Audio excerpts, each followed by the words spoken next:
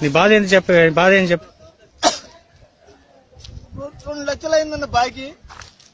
2 లక్షలు బాకీ అయింది, దీనికి 1 లక్ష కూడా రావన్నా. 2 లక్షలు బాకీ అయిందన్న. 3 ఏళ్ళు కడుతున్నారన్న. గవర్నమెంట్ ఏం చేయాలి? నాకు మద్దతు ధర ప్రకటించాలా దాన్ని. అసలు నాకు కాయ దింత కూడా ఎంత ఎంత ఎంత కష్టపడ్డా నేను రైతు అన్న. చూడు నాకు కాయను ఎంత ఆయుర్దాలం పండించుకొని నేను చేసిన పంట ఇంత దారుణం అయితే నేనేం కావాలన్న. అసలు మందు తాగాల ఏంది చెప్పండి.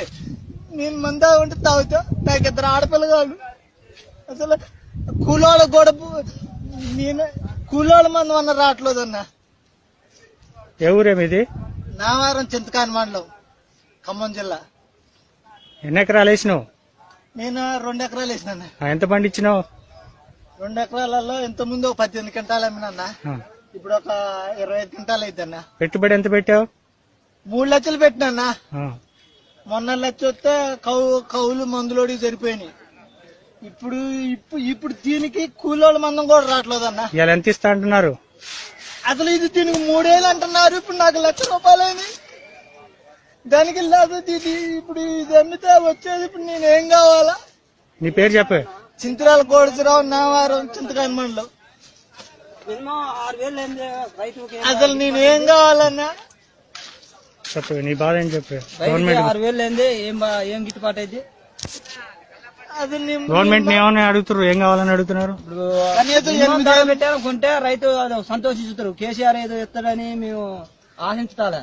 ఉన్న రేటు ఇప్పుడు గుంటూరు మార్కెట్ 6,700 దాకా కొంటారంట హై రేటు. ఆడికంటే ఇంకా 3,000 2,500కే కొంటారు. మరి 2 ఏళ్ళు 3 ఏళ్ళు అంట అన్న. ఈ కాయ చూడన్నా అసలు కాయ అట్టుందో సక్కదనాల కాయని 2 ఏళ్ళకి 3 ఏళ్ళకి అడుగుతుంటే నేనేం కావాలా? అసలు ఇదంతా కోసం ఈ అన్నం మీద అసలు ఇక్కడ ఊపిరిపోతే ఎంత నేను ఏం సమాధానం చెప్పుకోవాలా? సక్కదనం కాయ తీసుకొస్తే 3 ఏళ్ళు కట్టు అడుగుతుంటే నా పరిస్థితి ఏం కావాలా? మరి 2,500కి అంటే ఏంది రైతు పరిస్థితి? ఆలుగా రేటు లేకపోయా. అలాగే మీటింగ్ పెట్టకుండా చేస్తాను మంచిగా రావే మాట్లాడుతున్నారు.